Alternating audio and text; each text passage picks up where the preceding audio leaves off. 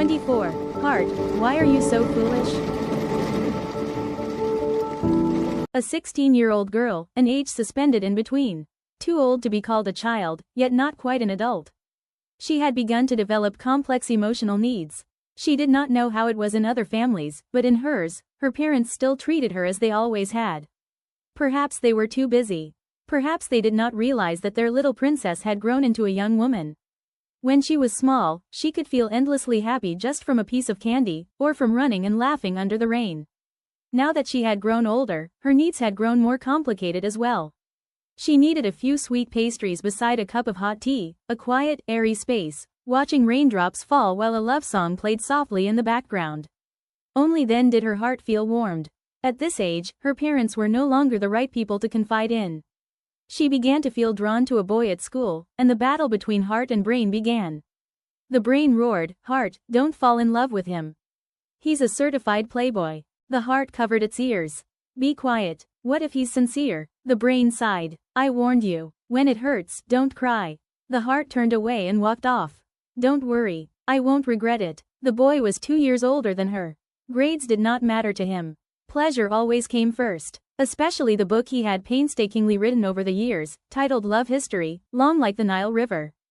And it seemed he had no intention of ever finishing that proud work. His eyes landed on her, and he began to pursue her. The naive girl accepted the sweet words that fell from his lips, her happiness beyond description. Yet she still hesitated, for rumors do not exist without reason. But in the end, the heart always defeats the brain. Why is that? Because the brain always pretends to be worldly and wise, while the heart is simple and foolish.